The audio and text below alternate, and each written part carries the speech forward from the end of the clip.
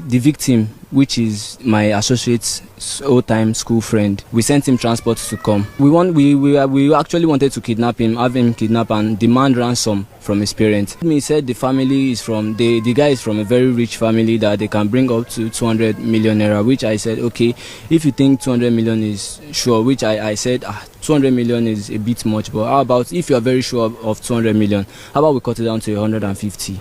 He said, okay, but that's no problem. But at first, the intention wasn't to kill him. When the victim came to the house, my associate, being his old-time friend, welcomed him, and they talked about how they used to be together in army cantonment together. So myself and my associate agreed that I should go inside, and our music was playing. We were playing music, loud music that day. So myself and my associate agreed that I go inside and bring out our weapons, which mine was a cutlass and his was a stick that had nails on it.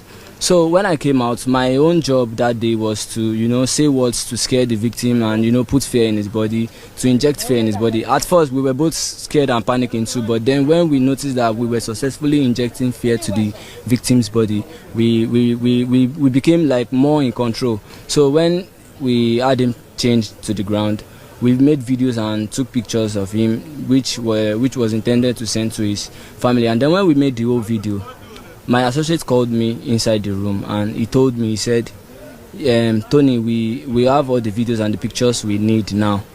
But as I mentioned, this guy is a friend of mine from long years back, and he knows me, he knows my auntie, he knows everything about me, he knows my family, which if we let him go, he will definitely bring his people to and that will leave a trace to him, and if they have a trace to him, will also implicate myself, Anthony.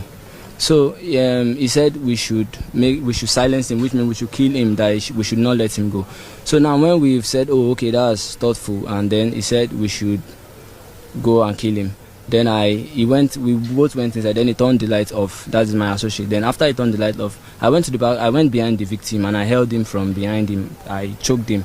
And then I held him to around a minute, and I was feeling tired already, but he was still alive, but I was feeling tired. So I told my associate, that is the victim's friend, to hold him, to continue the choking, to hold him. So when he did, and we noticed that the guy is quiet already, which he was confirmed dead.